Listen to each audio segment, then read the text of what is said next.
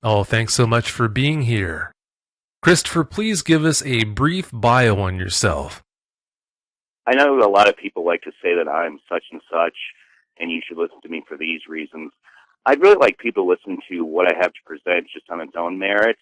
I like to describe myself as a nobody and a nothing, which isn't quite true. In the past, I worked for the government in a position I'd rather not get into at this point. I don't think it's relevant.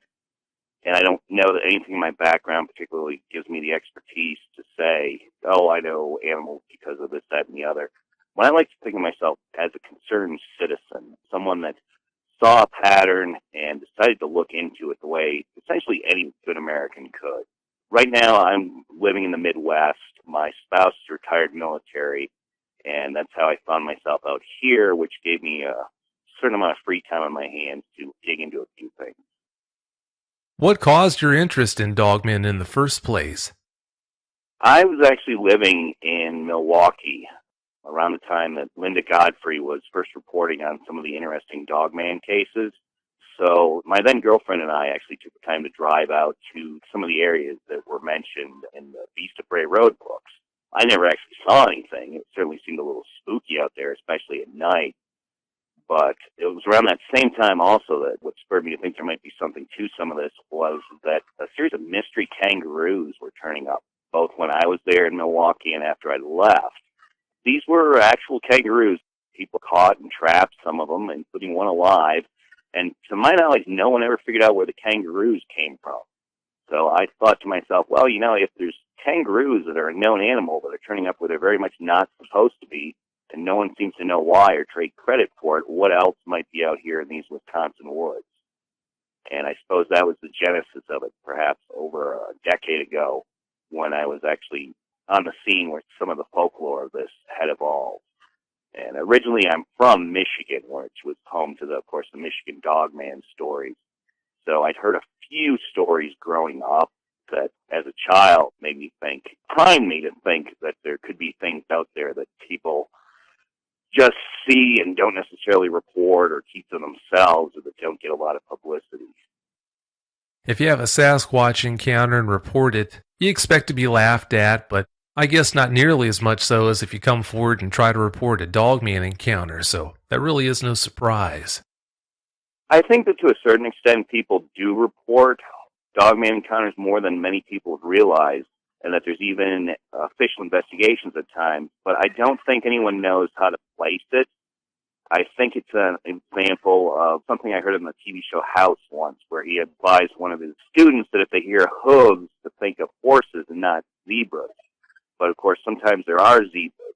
I think what sometimes people have happen is that they don't know how to form it in their own mind and aren't quite sure what they saw, so they try and put it in the most familiar terms possible and end up reporting wolves or large dogs or strange dogs, or give an indication of something being out of the ordinary, but in general put it as a dog. In looking at that, we also will find that there's been more reports than many people realize where fatalities get attributed to dogs. I like the way you put that. You've got a lot of really good points there.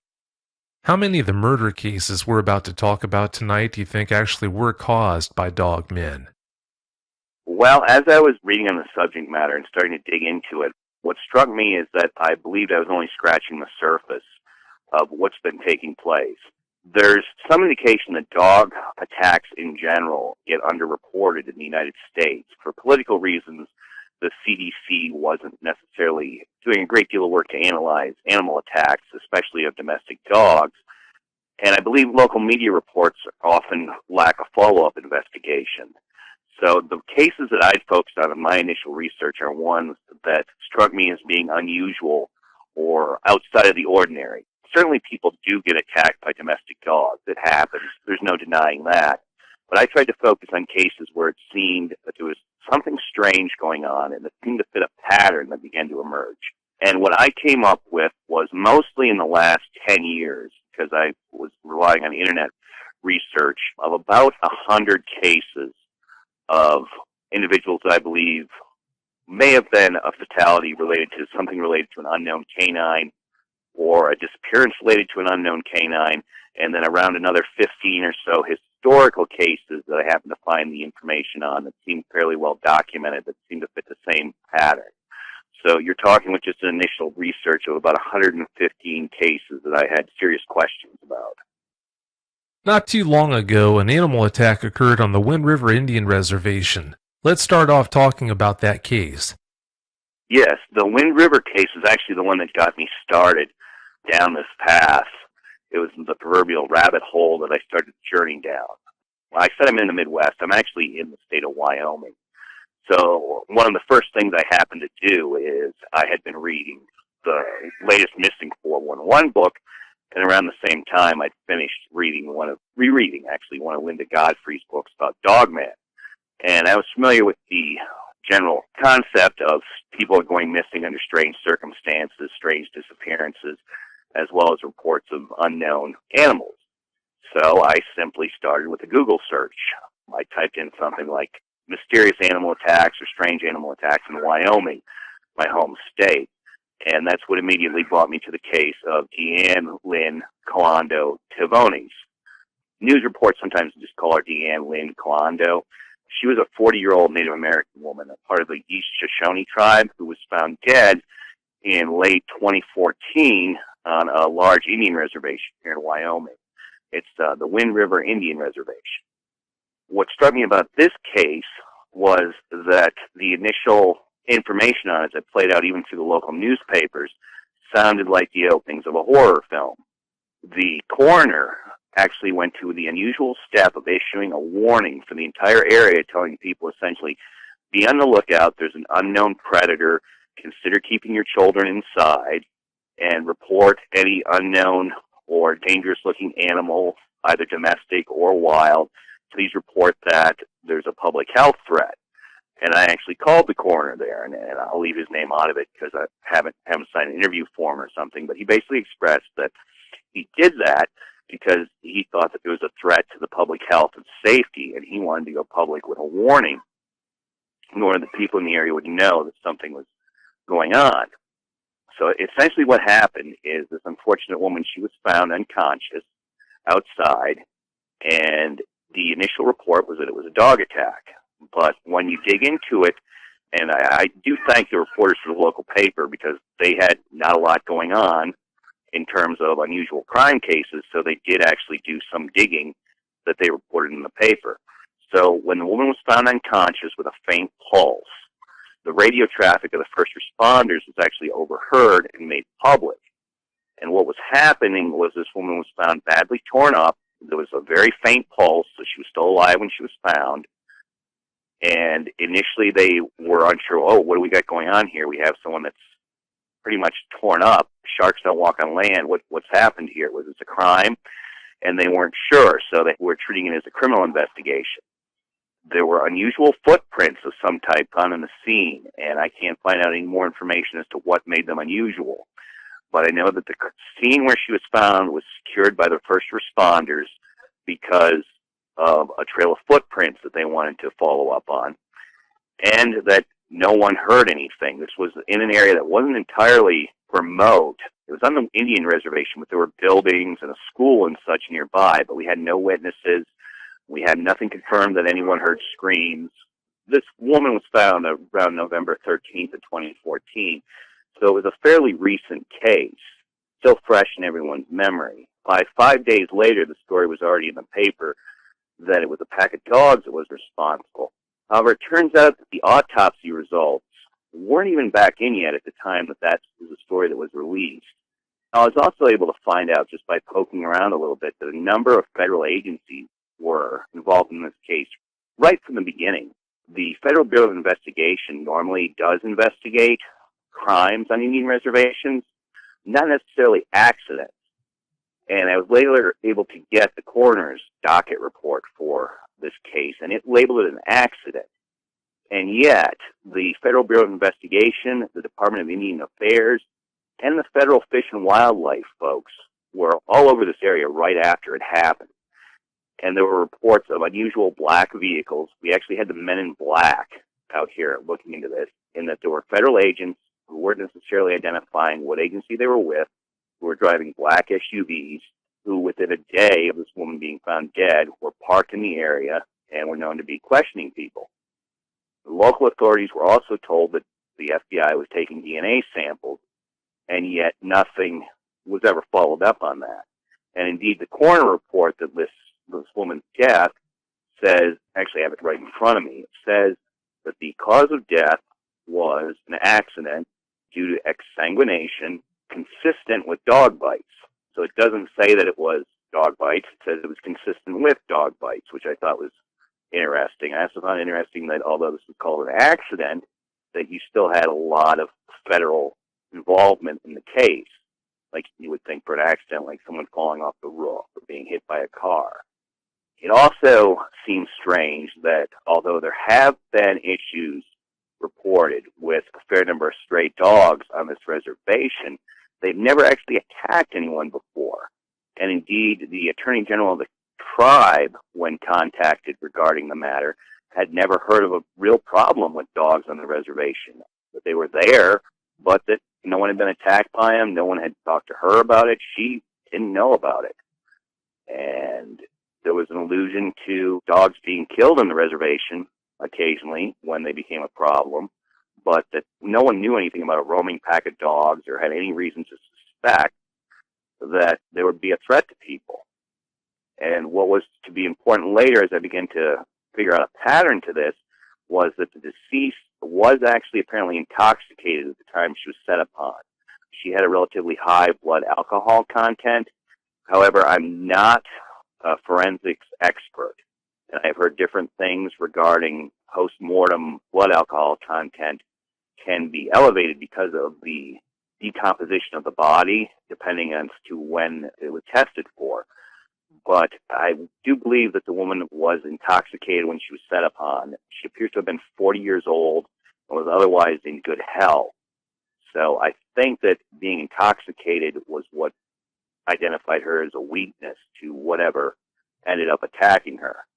Animal control in the area never did respond to an inquiry that I placed with them as to whether or not they'd had any other reports or anything of that nature. The Indian reservation it happened on had been known for crime and drug usage, so some of the locals had actually referred to one street as Compton, after the Los Angeles neighborhood made famous by NWA. So at first, individuals in the community thought that this woman may have been murdered or something like that in a rather conventional manner. And indeed, she was so badly mutilated that they couldn't determine it. The first responders were quoted in the radio traffic as not being sure if these were animal bites or knife bites or if she'd been mauled by power tools. But it would appear from the DNA sampling being done and from the coroner's report that something with canine DNA and something resembling a dog was what tore this poor woman up. And it was from there, after I learned about this, that I learned about other missing people who'd been in that same area of Wyoming who've just vanished over the years under strange circumstances, as well as learning about other attacks of a similar nature that have occurred on Indian reservations that were then attributed to wild dogs, and that saw a remarkable level of involvement of a number of federal agencies being involved in the investigation, yet with a final release to the public saying only that we had this death and then blaming it on local dogs. But with the people in the areas offering contrary opinions as to just how dangerous or how numerous local dogs were. Right around the same time in 2014, there was another case in the Pine Ridge Reservation, and it was just a week later after this first attack that I spoke about. There was an 8-year-old girl who was out sledding, and she was set upon and killed, and the story came out that it was by a pack of wild dogs. And what I found interesting was that the police did something similar to what the coroner had done in this first case we discussed. They issued a be on the lookout to the residents saying, we've had an unknown animal attack, be on the lookout for an unknown predator, report anything unusual, any unusual sightings of a wild animal, anything of that nature. And the police chief's actually quoted in the local paper saying that he'd never seen anything of this magnitude. And even though they released the story that it was a dog attack, no one seemed sure of the breed or number of dogs. And again, we had a case where there were no witnesses, no one heard anything. In this case, the local Indian authorities, it was a different tribe, but in this case it was the Navajo, took the unusual step of hiring outside contractors to come in and capture and euthanize a number of the local dogs. Some of these dogs were, in fact, saved by a dog rescue outfit. They said that a lot of the dogs being rounded up seemed to just be people's pets that happened to be on the loose. There was almost like a case of the usual suspects round up what we thought was suspected. And the animal rescuers were actually trying to rescue some of these dogs. They made an interesting statement to the media saying that they believed it was not local dogs that were responsible for this attack, but packs of what they described as quote-unquote night dogs.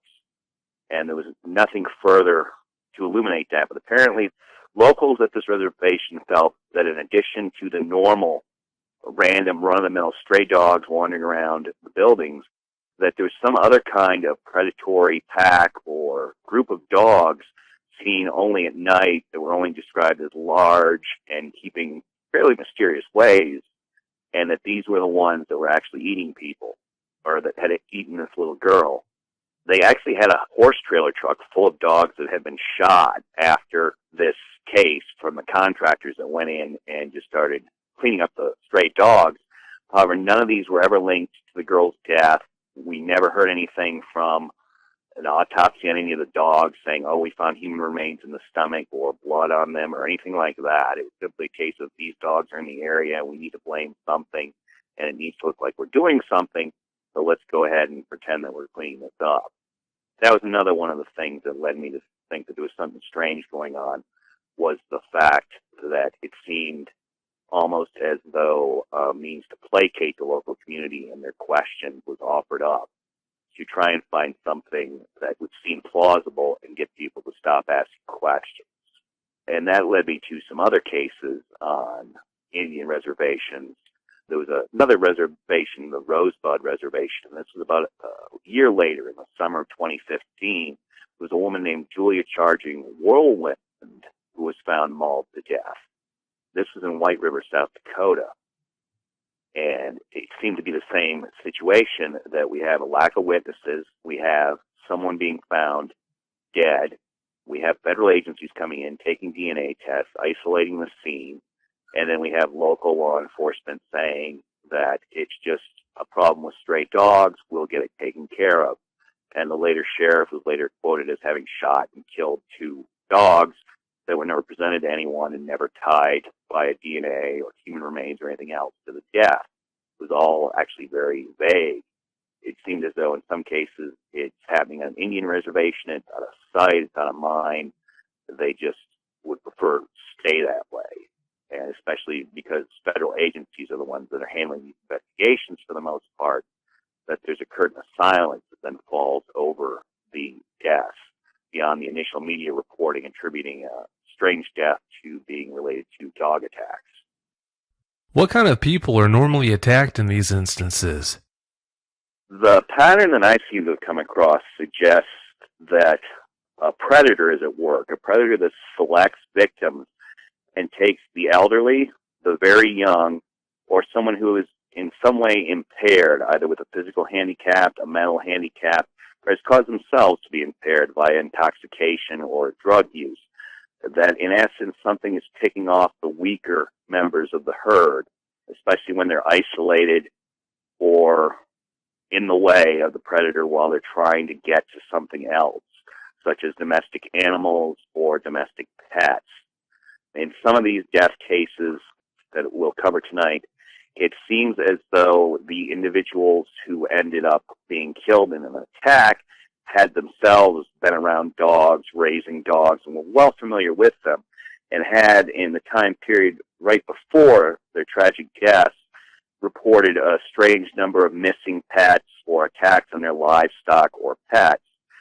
So it would seem as though there's also a predator that preys on the domestic animals of humans, and then if it's confronted in such a way that a human becomes a problem for it, is not afraid to attack, especially what would appear to be weaker or isolated humans.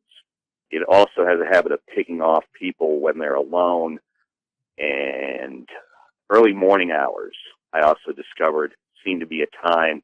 It seems that dawn and dusk seem to be key times where a lot of these things seem to happen. You have attacks in the early morning, then you have attacks around the time of sunset. So that would suggest a predator that works at night and that shuns broad daylight, I would say, that almost as though there's an intelligence behind the attacks, that whatever it takes, these people tries to avoid witnesses and tries to avoid being seen. As we'll discuss in some of the attacks, whenever there has been a witness, they've only made vague reports along the lines of seeing strange dogs or large-headed dogs. And what I think is going on is that even when people see something that they don't know how to process what it is they've just seen, no one wants to seem like a crazy person, so they just try and frame it in a format that's familiar to them. In these cases, we should look at, well, is there a pattern emerging? Is this something that keeps going on? And does it seem like there's efforts to investigate it that aren't being made public? And that's what got me started down the rabbit hole. When you hear about how brutally some of these people were attacked and killed, it sure makes you wonder how these attacks played out. Moving on, though, I understand one case that you've researched really stands out in your mind as being extraordinary. I'm talking about the case with Natalie Adams. What happened to her? She was an 81-year-old woman who lived in Georgia. It was a somewhat rural area surrounding woods and such, but by no means was it the middle of nowhere, and by no means was there no one around. She did have neighbors nearby, and this woman was fairly spry for her age. She had a habit of going out in the morning to collect cans for recycling. I'm not sure if she was doing that for the money or she just liked the environment, but every morning she had a habit of going out and picking up cans. And then one morning, unfortunately, something got to her while she was out picking up these cans. She was found very badly mauled. And in this case, there was a law enforcement response, but beyond the first responders, the Georgia Bureau of Investigation, rather than the federal government, was involved. It was known that they took DNA samples, they cordoned off the scene, and seemed to be paying a great deal of attention to this, much more so than if anyone had been hit by a car or some other kind of an accidental death. Natalie Adams was found in the ditch at 8:32 on a Tuesday morning. So again, we're with an early morning attack. There were no witnesses. No one saw anything. The body was very badly mutilated. We know that DNA swabs were taken, and we know that what autopsy results were released said that they believed it was caused by a dog attack and that the injuries were horrific. But beyond that, no dogs were ever caught. No one was ever charged. We have weasel words by the authorities saying autopsy results were consistent with a dog attack, but not saying it was a dog attack. In this case, the authorities put out baited traps and worked with animal control to blame the usual suspects and try and round up a few dogs. Yet no one ever caught an animal that found human remains in its stomach. No one saw any dogs with blood on them. No one saw anything of that nature. We just had a woman who was going out on her daily routine, suspected nothing, and bam, something got to her. The authorities themselves, the GBI, described it as a very unusual death, to say the least. And here we have a woman who's in good shape. This shouldn't have happened to her. If the media reports say she's killed by a dog attack, yet if a number of dogs had set upon her, why did no one hear anything? Why did no one see anything? Why weren't dogs seen in the area? No sound of barking, no noise, nothing. Just an attack seemingly out of nowhere, and now we have a dead woman who was described as being shredded, being found in the ditch right off of the road she lives on, barely, I believe, was like a half mile from her own home. And then we have a lack of follow-up from law enforcement. We know the Georgia Bureau of Investigation was there, not just the county sheriff, but state law enforcement officials. And there was also rumors that the FBI was present. So if we have just something simple like a dog attack, why do we have state and federal authorities involved in taking DNA exams? Why wouldn't it be a matter just for the county sheriff? And why does no one see anything? There was evidence of a struggle. found nearby. We had broken yard furniture, blood everywhere. And again, something that was to show up in many of these cases is that clothing was torn off of the victim, that the victim was found missing most of her clothes, which seems like that whatever predator this is likes to rip through or rip off clothes. And that tied me back to what I'd read before in some of the missing 411 cases in David Paulides' excellent series of books that unfortunately raised more questions than it could provide any answers, that a number of times when people were found missing under mysterious circumstances and a body is later found, that they were strangely either partially or fully unclothed or missing items of clothing. That poor woman, I can't even imagine what she must have gone through. Yes, it's a tragedy, especially considering that she was just going through her normal daily routine, and then apparently a predator may have been stalking her or may have been stalking the area or even laying in wait for her. Yeah, it doesn't get much more tragic than that. How about the Reverend John Reynolds case? This is another interesting case where the usual suspects seem to be blamed. Reverend John Reynolds was a man who was very well familiar with dogs. He, in fact, ran a dog rescue. He'd been known to rescue pit bulls, foster them. He certainly knew his way around large animals. And yet he was discovered dead, very badly mutilated, in his animal enclosure. Now, you would think, well, and this is, I believe, what the media reports wanted people to think initially was you think, oh, well, that's too bad, but his dogs must have got to him. The problem with that is his son, who had the same name, reported to the media that in the days leading up to this, they'd had trouble with something an unknown creature trying to get in through their fence to the domestic dogs that the Reverend was actually fostering and raising. And they actually had, at the time they found his body, they found his pit bull, his favorite dog, dead, very badly mutilated. I mean, we're talking about a large animal. We're talking about an adult male pit bull had been mutilated and was also dead nearby. And then 2 additional female pit bulls were found in a state of what they described as being like shock. They were found hiding nearby as though something had greatly spooked them. The Reverend's son suggested that these reports that it was his dogs that did it were foolish because here's the dogs in the enclosure and you have one dead and you have 2 badly traumatized. They don't have human blood on them. They obviously haven't been eating them. And something had been trying to get into this enclosure to get to these dogs, almost like something was viewing them as prey in the days leading up to this. The Reverend's son suggested that a mountain lion was to blame because something, whatever it was that got in there, was able to penetrate fences that kept multiple pit bulls from wandering out, and then was able to kill one adult pit bull that apparently just decided to defend its owner and caused 2 others to run and basically hide and flee for their lives and not come back out until the crime scene was being secured. So it certainly didn't seem to me like a case of an individual being killed by their dogs. It seemed as though something was preying on the dogs, using them as a prey animal, and then unfortunately the Reverend Reynolds got in its way or tried to stop it or was just in the wrong place at the wrong time and also fell victim to it.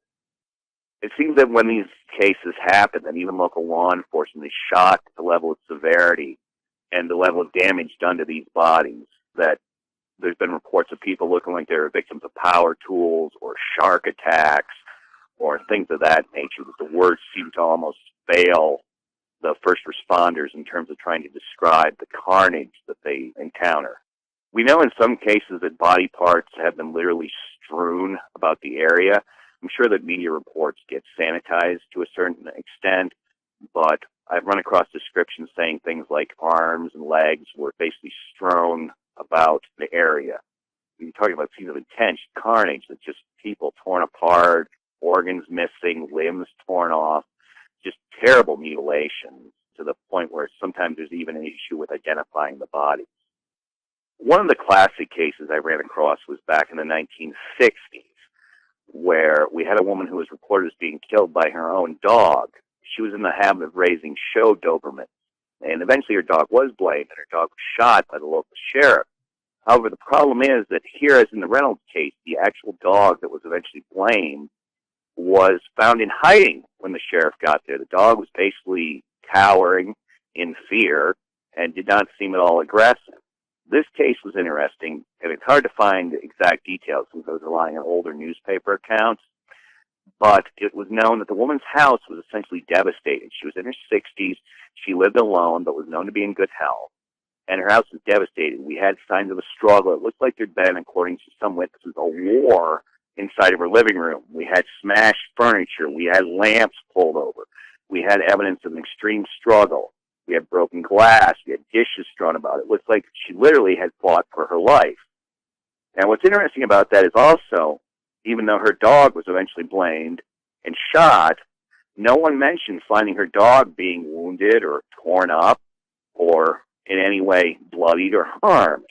So it would suggest that something got into this woman's house and attacked her, and it looked as though, from the way the struggle was laid out, that she'd either had been attacked at her own front door or was trying to get to the front door and get out. The newspaper accounts weren't specific as to which scenario was the case, but obviously this woman had to send the dogs by her house. It was a place that was known to have dogs. And here we have someone where even in her own house, keep in mind this isn't in the woods she was found dead. This isn't someone disappearing on a lonely hunting trip. This is someone in their own home that is actually found with their home torn apart, their furnishings torn apart, and themselves torn apart and badly mutilated. And their pet, in this case a large Doberman, is essentially hiding, frightened out of its mind, and ends up getting the blame for it simply because no one seemed to have been quite sure what to make of it. It obviously wasn't a person, and her wounds did resemble those of a canine attack, albeit much more severe and much more devastating. You told me in the pre-interview that the first responders described the crime scene as looking as if a monster had been set loose in her house. Yes, I believe that is what the local sheriff was quoted as saying, that it looked like a monster had gotten in there. I believe they also described it as looking like a war zone. And since this was the 1960s, you're talking about individuals in local law enforcement who would have been World War II veterans who certainly had seen real war zones, had seen real carnage, and had no other words to describe what they were seeing. It obviously did not seem to be a human predator because that's why they used the term monster.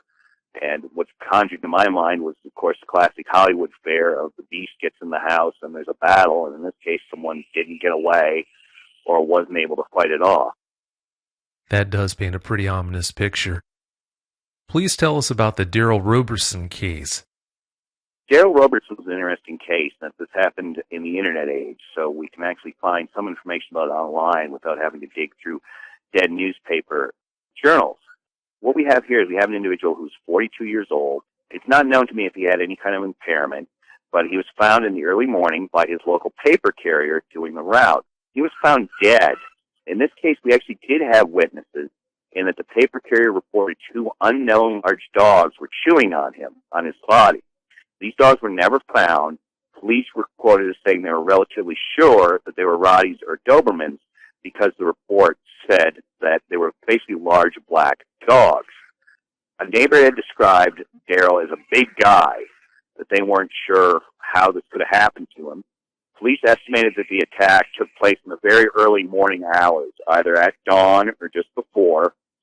And this was another of the cases where we had local police giving a be on the lookout warning to the local neighborhood, and that they actually said to people in this general area, they said, be careful about letting your children out. We have an unknown dog or dogs on the loose. We're not sure where they are. We're not sure who they belong to, but you need to keep your children in for right now, and we'll just take care of this. So you had an individual who's going about their daily business, and something, again, sets on him, just attacks him out of nowhere. This is one of the few cases where it seems to have been a healthy adult male who should have even been able to put up a fight, and even he was not safe, that he was just torn to bits. So I don't know if he got in the way of something, if something took him as a prey of opportunity, or what had happened. But here we have someone prowling in the early morning hours. They're out by their own home, and they're set upon. There was some suggestion that Daryl, too, had been out searching for either recycling or cans, that he was prone to do this in the early morning hours. I guess that's when the pickings were good, and that's when he was set upon. And so it seems to me that individuals who are out in the early morning hours, they should be aware that North America is not a tame place, as we would like to believe. There are still things out there that do take people, that attack people, that eat people, that maul people, and that strike at certain times of the day, that maybe people should just keep an eye out over their shoulder. I mean, if nothing else, if someone doesn't believe in Dogman or Bigfoot or any cryptid whatsoever, what I would like them to take away from all this is that people are, in fact, in late 20th, early 21st century America, being taken by predators, being killed in their own neighborhoods, being horrifically torn apart, mutilated, and devoured, and that there's something out there. If you say, "Oh, Dogman, that's crap, that's nothing, there's no such thing as Bigfoot," okay, I'm fine with that. Let's say the authorities are telling the truth, and that there are all these random packs of unknown large dogs wandering America. I still want people to just think to themselves, wait, why does this keep happening? And maybe I should keep an eye on my kids. Maybe I should keep an eye on Grandma. Maybe I should keep an eye on myself when I'm out, especially at these times of the day or by myself. If I could add one more thing about the Daryl Robertson case, it would be that very much this was not in the woods. It actually took place in the suburbs of Tulsa, Oklahoma. So you have not a remote wilderness area, not some frontier wilderness like people imagine exists in Alaska or Canada or here in Wyoming, but you have the suburbs of a major American city, and we still see these attacks taking place. One of the disturbing cases I ran across was an older case. It was from May of 1959. There was what was really a toddler. His name was Mark Draper. He was killed by what was described as a pack of 7 to 10 large dogs. Now, what made this case interesting, and again, it was a case where I only found older newspaper accounts, was that a posse was actually formed to hunt down all the nearby dogs. About 100 to 150 people took to the woods with their rifles and shotguns. This was at the height of the Cold War. So what happened is the local civil defense wardens, the people who would have been responsible for shuffling people into shelters and maintaining order in the case of a Soviet missile attack, actually went around, and the local block wardens organized everyone, got everyone who could hold a rifle or a shotgun out, and combed the woods and shot all the usual suspect dogs they could. At least 15 dogs were killed, and 3 were captured. What we know is very little beyond that, and that witnesses described only that there was a large black dog, or several of them, that was seen. It was suggested that the police and civil defense were out there, and it's specifically mentioned in the newspapers at the time, riot guns, which were shorter-barreled, high-capacity 12-gauge shotguns, were out searching the woods. But with this boy, again, his clothes were torn off and ripped to shreds. The boy was missing. He'd been out playing. The mother had just gone inside for a few minutes to do something, thinking nothing of it, thinking her son, well, he'll be safe. This is late 1950s America. Crime, animal attacks, like that certainly isn't on anyone's mind. It's the era of the Lone Ranger. This is howdy doody. This is a relatively peaceful time, especially in suburban America. So she goes inside, then comes back out, can't find her son. So she asks one of the neighbors, go and look for him. She's one of the neighbors out working in his yard. He goes out. He actually is the one who describes seeing a large black dog chewing on the boy. He armed himself with what was described as a club, and I'm not sure if this was something he brought with him, or more likely it was something like a large stick or branch on the ground, and approached this one large dog he saw, and actually appears to have made physical contact with it, beating it to get it off the boy's body. It wasn't entirely clear from the older newspaper reports if this is a case of this was one of the animals that was attacked. One of the newspaper reports described this as a pack leader, suggesting that there were other animals waiting just out of eyesight in the woods, but that the gentleman only happened to see this one or challenge this one animal. No specific breed was mentioned. It was mentioned only that we have a large, dark-colored dog. And here you have a little boy who, basically in the safety of his own yard, goes missing because something snatched him. The fact that the animal or animals broke off the assault when confronted by an armed adult male would suggest to me that Mark Draper, who was a little more than a toddler, was taken as a victim of opportunity precisely because he was weak. And that for whatever reason, here again we have the case of the clothes are missing, torn off, strewn about, and that seems like an awful lot of dexterity for a normal dog. I've had in my life dogs come up to me and try and bite me, and I've actually seen other dogs try and bite people. And usually dogs don't try and undress their victims. They don't have opposable thumbs. They don't really have the ability to do that. They just kind of latch in and bite or claw at. They're not specifically being concerned with stripping their victims. And I'm not sure why this is going on. I'm not sure why that's important to them. Maybe clothes taste bad. I honestly don't know. But it certainly is something that's happening in these cases. Back in the late 1950s, people would try and handle things on their own of this nature. I don't know that the federal government would have been something that would even occur to them to go to. They probably legitimately did think it was large dogs, I believe, in this case, and that's why they decided to do a bit of good old American self-help, and this local civil defense people took it on themselves to start handing out rifles or shotguns around up everybody with a gun and take to the woods, because they certainly thought it was something strange going on, and they wanted to take care of the situation. And this was near Hazelwood, Missouri, that this happened. So you'll find information about it. And if someone's in the area, they can probably find out even more about it than I was able to from possibly the St. Louis papers. A lot of the news reports were Dateline St. Louis on the Mark Draper case. And it's something I'd like to find out more about myself, because here we have what seemed to be an organized response. And I'll admit that there's a possibility that perhaps there was a federal organized response here, too, because it was the local civil defense apparatus, the people in charge of responding to an enemy attack on the domestic heartland. There was no Homeland Security back then. It fell under the umbrella of the Civil Defense Agency, were specifically mentioned as being involved, and that the local police were breaking up their riot equipment. So it would seem to be something much more seriously going on than anyone concerned about a single stray dog. A single stray dog, even in the horrific case that it was killing a small child, you would not think that that would require posses of over 100 armed men to comb through the woods to look for a single dog.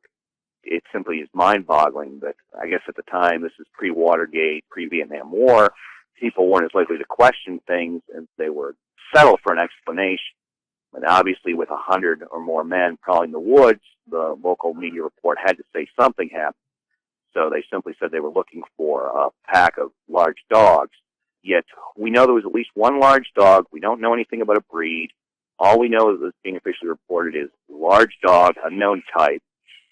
And here you have a massive, almost militarized response to it. Can we backtrack just for a second? Sure. The woman who was torn apart by the dog in her own home, that was Frances Tetteralt. I actually just found the page. The one that raised the show Dobermans. It would happen in New Jersey. Something happened in Lynchburg, Virginia in the late 1960s. It was in 1967, around December 17th.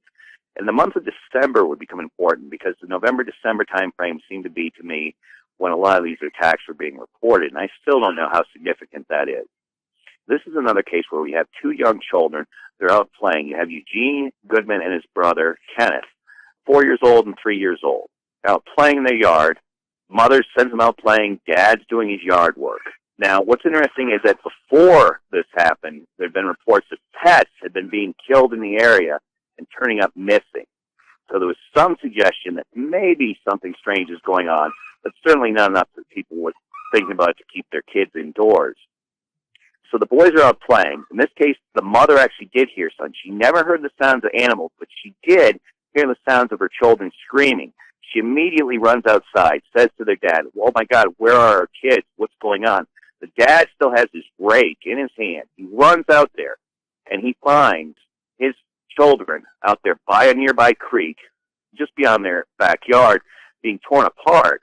He set upon what he described as large, dark dogs that were doing the attacking, armed with nothing but his rake, and again was able to drive them off. Because here again we have two small children, barely more than toddlers, set upon as a target of opportunity.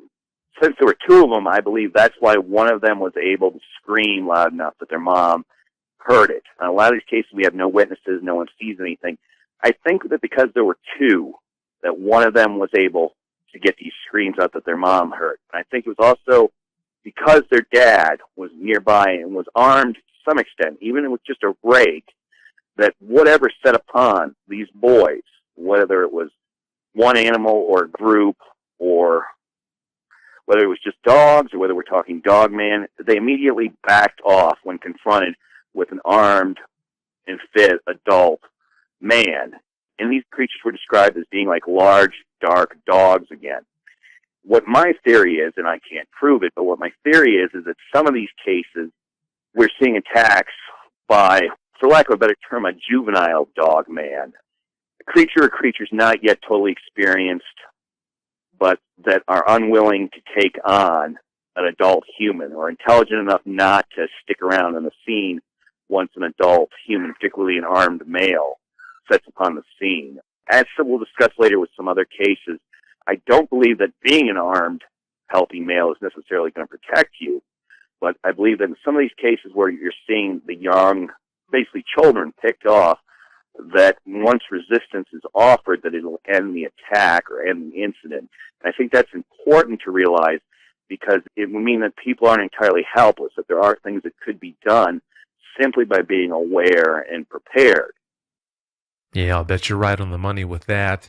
I know of several instances where armed men were firing at dogmen with pretty potent weaponry, and the dogmen still advanced on them, so what you said about the whole juvenile thing there, you're probably right. Moving on, let's talk about the Kevin Zook case from 1980. Kevin Zook is another one of these cases that as soon as you read about it, you're struck by this almost seems like a scene from a horror movie. Here we had young Kevin. He was a teenager, so I don't know if we should call him young. He was 14 years old at the time. He'd been out riding his motorbike, and we're talking about rural Illinois. So we're not talking about the great wilds of Alaska or something like that. We're talking about Midwestern American farm country. The boy's out riding his motorbike, which was his hobby. It's 1980 America. It's a fairly safe place. You're in a rural area. No one's expecting anything to happen. Everyone believes that all the large predators have gone away long ago, and that no one believes crime to be a real issue, certainly. So Kevin's out riding his motorbike. He runs out of gas. Now, they know this because they later found the motorbike out of gas. He parks it nearby, and he goes over to a nearby farmhouse, and he knocks on the door. And unfortunately, no one's home when he knocks on the door. If there was, this whole thing could have turned out probably much differently. So the story picks up when someone does return home, and what they find is just a horrific scene.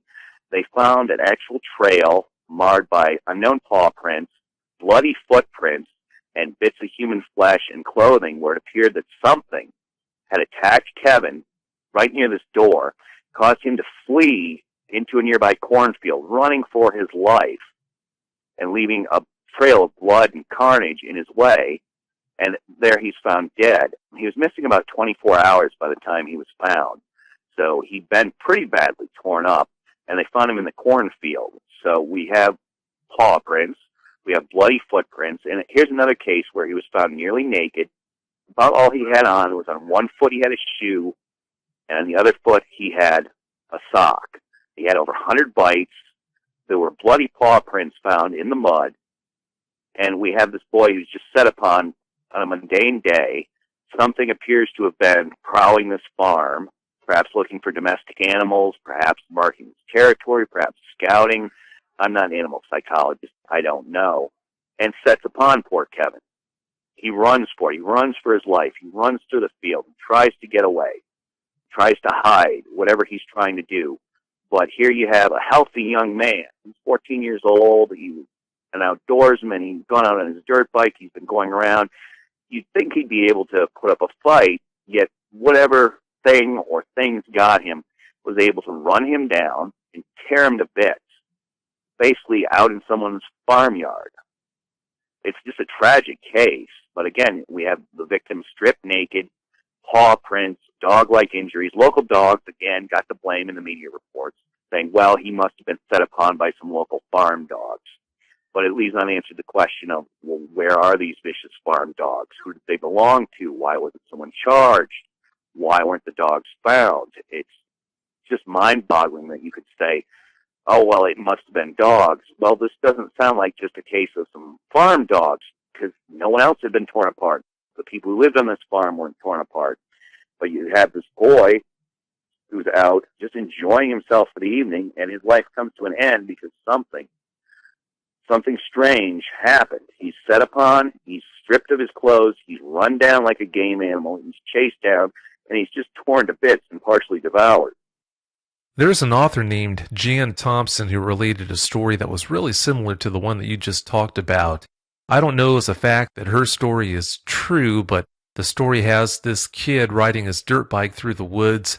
A dog man jumped out and grabbed his leg. He gunned the bike and took off. He was able to race back through the woods, get out of the woods, and ditch the bike in front of his house and race inside to safety. As you were telling me about this story, I was thinking about all the similarities and everything. As I've been listening to these stories that you've been sharing, I've been trying to put my finger on which one is the most disturbing. The next case that I'm going to ask you to talk about involving Angie Nickerson in March of '89, that would have to rank close to the top. Please tell us about that. Angie was just a kindergartner. She was just over 5 years old, and she was actually torn apart after getting off her own school bus. And that's one of the things that really bothered me. She got off the school bus around 11:30 or so, and she was found dead 2 hours later by the mail carrier. The news reports stated that she was, quote, chewed to the bone, and it resembled a shark attack. There were no witnesses, despite the fact that this is 11:30 in the morning. It's in a part of Michigan that's rural, but by no means desolate. You have an area that's presumed to be safe because they're not going to let you off the school bus. I've got children that age myself. They usually let you off the school bus essentially right in front of your house or within sight of your house. So you had this little girl torn to ribbons within sight of her house, almost unidentifiable. Her clothes were torn to bits. No witnesses actually saw the attack. When the mail carrier found the body, they did see two neighborhood dogs sniffing around her clothes that were still there when state police arrived. So essentially they just decided, oh, well, it must have been neighborhood dogs that did it. However, these dogs, they were pretty much just investigating the strange scents and the carnage at the scene. They weren't found blooded. They weren't found with human remains in their stomach. And these were pet dogs. These were dogs that people kept. They'd certainly never eaten their owners. They'd never tried to eat a child before. And you have just this little girl. She should be safe. She goes to school. She's had a nice day at kindergarten. She's getting off. She's coming home. And then, bam, right there, within sight of her house, something, some predator had to have set upon her. And it had to have worked fast, and it had to have worked quietly. It had to have taken her such that her screams couldn't have been heard by any neighbors, and that no one saw anything, that no one remarked on anything. It was bam, it was ambush predation. One of the strange things that struck out to me, I don't know if this means anything or not, but the number of attacks seemed to happen around Christmas time. When I was a boy, I had a book about werewolf stories. I'd gotten it through Scholastic Books or something like that, and it had the notation that werewolves were said to be active around Christmas time. I'm not saying that that's what's going on here, but I just found it strange that some of these things seem to happen around that very time.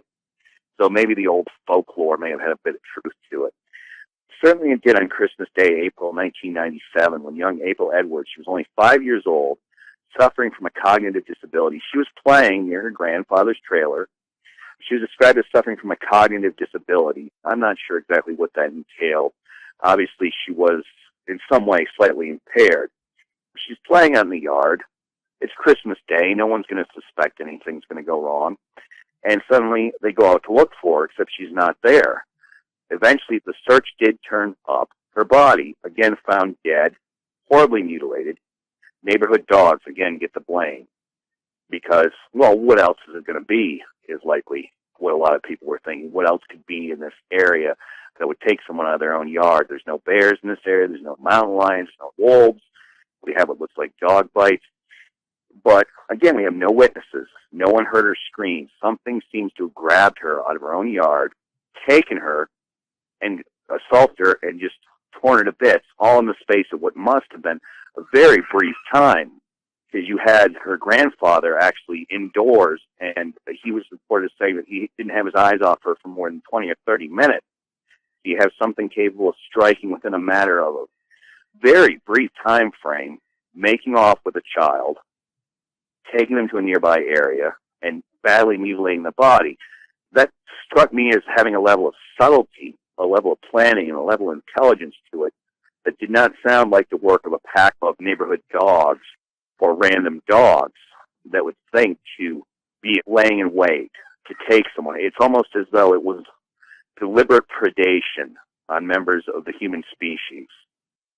Yeah, these cases are just so hard to describe. It seems like they raise more questions than answers. I have only a pattern that certainly strikes me as alarming. I can't say this is that.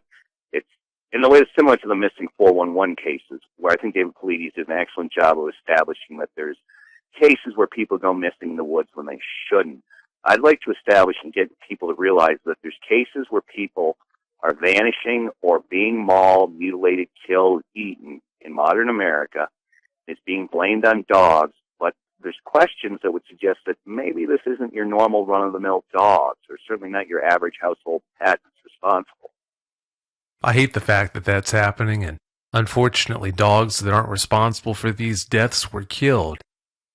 In 2001, Rodney McAllister was found dead. Please tell us about that case. This is yet another case where you have a younger individual. He was only 10 years old. This happened near St. Louis, Missouri. The boy was found dead in the park. Again, his clothes was torn off, and the newspaper report described him as being, quote, literally eaten, unquote. Neighbors, when the police canvassed the area, said they heard sound of what they reported to be suffering, and they never nailed down what suffering entailed. Media reports only said suffering. 2 hours after the boy went to play in the park. What essentially happened is his mom sent him to play in the park. She was at home, figured he was 10, didn't think anything of it. No witnesses actually saw this attack. Local random strays were blamed. In this case, to add to the mother's tragedy of losing her son, she was actually faced charges related to poor parenting for letting her son go out to play in the park without keeping a watch on him. I was not able to determine in my initial research at this point whether she was actually convicted or not, but she lets her son go play in the park. It's a park. There's jungle gyms. There's play sets. Normally there'd probably be people around. For whatever reason, there wasn't, or he was at the edge of the park. I still haven't nailed down why it was that he was taken, but certainly there were neighbors within earshot, because in hindsight, they've heard something strange, something they described as suffering. And here you have a 10-year-old kid near St. Louis. He goes out to play, and he's eaten. Something took this boy, and to quote the media, which was quoting the authorities, literally eaten.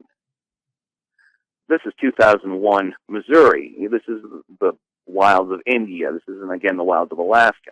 You have, again, clothes gone, child taken in a short period of time, no witnesses, no sound, nothing, and dogs end up being blamed, which I suspect is because, again, in these cases, you're having canine DNA is what's turning up, as well as wounds very much like dog bites, or, in the words of some of these coroners, consistent with dog attacks, but much more severe, much more horrific, akin more to a shark attack. In the cases of seasoned law enforcement professionals, like nothing they've seen before, or warranting be on the lookout for the area, or to call out an armed posse, that there's something very strange going on. For them to describe the crime scene as looking as if a shark attack had taken place, that says it all right there. In 2005, Lydia Elaine Chappell was found suffering from hypothermia and was unconscious. Please tell us about what happened there. Here we have someone younger. This is again in rural Illinois, the same as Kevin Zook, suggesting that, again, we hear about the classical Michigan dog case, or the Beast of Bray Road, or these reports from the Michigan, Wisconsin, Illinois area. That's one of the reasons this stuck out in my mind. Lydia had snuck out, perhaps to see her boyfriend, perhaps for some other reasons, early in the morning. Her parents, as soon as they noticed her missing, it was about 6:30 in the morning. So again, you have these early morning hours. They found her not in her bed. They thought she snuck out to go see her boyfriend or something. She was found in the ditch at 7:30 in the morning. Now, they officially chalked this one up as death due to hypothermia. Now, it seems odd to me that someone who's healthy in Illinois, even in the winter, would have frozen to death within an hour. But what's interesting is that when she was found, they initially thought she had been hit by a large car moving very fast, because she was just that badly torn up. She's laying in the ditch. She's torn up, ripped up, just very badly bloodied. She was still alive when they found her, but was never able to make a statement. And then she's only been out there for at most an hour, and yet in this case they didn't even go with the usual report of dog attacks. They said, well, it was hypothermia that killed her, and she just happened to have also been attacked by one or more large dogs. In this case, it just struck me as mind-boggling that it could happen this quick. Now, what I found myself wondering when she was missing from her bed, I found myself with the creepy thought, what if something actually took her from her bed, or took her from her house, or otherwise lured her out of that house and got to it? Because there was never any definitive proof as to why she left or why she was missing. All her parents knew was that she'd gone to bed that night. They knew she was in bed. They go to look for her that morning to get her up to go to school or get up for the morning or whatever, and suddenly she's not in her bed. She's missing. They do the responsible thing. They contact the police. They put a search out. Oh, be on the lookout for our daughter. She's not in her bed. She's gone. She's missing. We don't know why she's gone. We don't know what happened to her. And within 1 hour, she's found dying, mutilated, laying in a ditch. And it struck me as being very strange that this happened. And I honestly wondered, did something in fact have the intelligence? So we know that there's been people killed in their own home. We know that the dog's been blamed. So I found myself wondering, did something even possibly take her out of her own bed or lure her out of her own bed that morning? And I don't think we'll ever know. All we'll know is that something got to her. They initially thought it was a car, and then they report, no, it's dog bites, it's canine DNA. It's just a scene of terrible mutilation again, and it all happened very fast. And it seemed like one of those cases where even being in your own yard or even your own home isn't necessarily a guarantee of safety. We know something killed her. Again, if people want to say, oh, it wasn't Bigfoot, it wasn't Dogman, it wasn't any of this, okay, so what was it? There was certainly something out there that was dangerous, something that set upon this teen girl in today's America, not so long ago at all, and was able to do damage to her in a very short period of time that made it resemble someone being hit by a car, which suggests a weighty animal, a large animal, a very vicious attacker was able to get to her and cause sufficient loss of blood that I believe the loss of blood was actually probably the real cause of death, but that the loss of blood tied in with the hypothermia. But she certainly wasn't out there for long, no more than an hour. So it's just, it bothers me. This is another one of those cases that just kind of bothered me, that someone's gone from their own bed. It seems almost like there's no safe place. That's one of the things that kind of keeps me up at night, thinking that be you in the suburbs, be you in the woods, be you even in a large city, that there's people being taken, people being horribly killed, even out of their own home, their own yards, that there really is not a safe place. This is something that just sticks in the back of your mind as being alarming, and that's putting it mildly. Oh, I'd say it's more than alarming. It's one thing to think that you're only at risk when you go outside, but to think for a second that you might not be safe laying in your own bed, in your own home, that takes it to a new level. Well, it's about time to wrap this show up, Christopher. We have so much material that we didn't get to cover tonight. Would you be open to coming back next week and doing another show so that we can cover all these cases? Sure, I'd be happy to do that. I just want to get this information out there so people will be aware. Well, it's definitely appreciated. I think it's important people know about this. Well, thanks so much for coming on and sharing the details of all these cases with us. I really do appreciate you sharing your time with us. Good timing. My kids just escaped, so. Thanks again so much for your time, Christopher. No problem. I'm glad to offer it. Thanks again for coming, and have a great night. Thank you. We'll see you.